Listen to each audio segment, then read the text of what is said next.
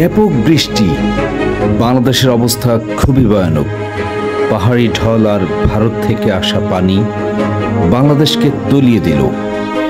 বাংলাদেশের নিচুপ্রবণ এলাকা যেমন ফেনী, কুমিল্লা, সিলেট সহ ১৩টি জেলা বন্যার পানিতে ভাসল। কারো মাথা গোজার ঠাঁই পর্যন্ত আর থাকল না। ভারত থেকে আসা পানি ভারতের ডমরু বাঁধ ছেড়ে দেওয়ায় সেই বাঁধ দিয়ে ঢুকে পড়েছে প্রচুর বন্যার জল। বন্যার পানি এতটাই এসেছে যে পানি বিপদ সীমার অনেক উপরে। আপনাদের নিশ্চয়ই জানা আছে সেই ১৯৮৮ সালের বন্যা। ১৯৮৮ সালের বন্যাকে আবার মনে করিয়ে দিল। কুমিল্লার গোমতী নদী এখন বিপদ সীমার বাইরে। ফেনী, কুমিল্লা, সিলেট এর ১০ লাখ মানুষ এখন ঘর ছাড়া। এই আকস্মিক বন্যার আসল কারণটা কি কেউ জানেন? ভারতের এক বিজ্ঞপ্তিতে বলা হয়, ভারত ও বাংলাদেশের মধ্য দিয়ে প্রবাহিত গোমতী নদীর ক্যাচমেন্ট এলাকায় কয়েকদিন ধরে বছরে সবচেয়ে বেশি বৃষ্টিপাত হয়েছে। বাংলাদেশে এই বন্যা মূলত বাঁধের ভাটির দিকে বৃহৎ ক্যাচমেন্টের পানির কারণে ঘটেছে।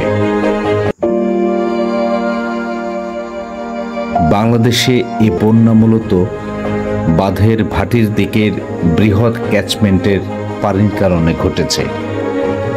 ভারতের পররাষ্ট্র মন্ত্রণালয় জোরসোর গলায় জানায়, গত বুধবার ২১ আগস্ট থেকে পুরো ত্রিপুরা এবং বাংলাদেশের সীমান্তবর্তী জেলাগুলোয় ভারী বৃষ্টিপাত হচ্ছে। এ কারণে পানির চাপে বাঁধ থেকে স্বয়ংক্রিয়ভাবে পানি ছাড়ার ঘটনা ঘটেছে। বাংলাদেশের অবস্থা ভয়ানক। ৮ জেলায় ক্ষতিগ্রস্ত ৩০ লাখ মানুষ। তবে ফেনীর অবস্থা এখন বেশি বিপজ্জনক। ইতিমধ্যে বন্যায় মৃতের সংখ্যা ১৫ জন। বন্যার পানিতে তলিয়ে গেছে বসতবাড়ি, রাস্তাঘাট, ক্ষেত খামার। বিদ্যুৎহীন মোবাইল নেটওয়ার্ক তো নেই। যোগাযোগের সব মাধ্যমই এখন বন্ধ।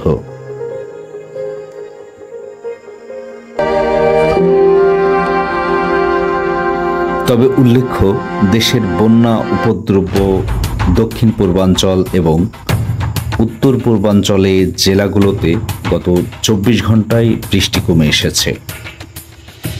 আজ শনিবারও সেসব এলাকার বৃষ্টি কম হতে পারে বলে জানিয়েছে আবহাওয়া অধিদপ্তর।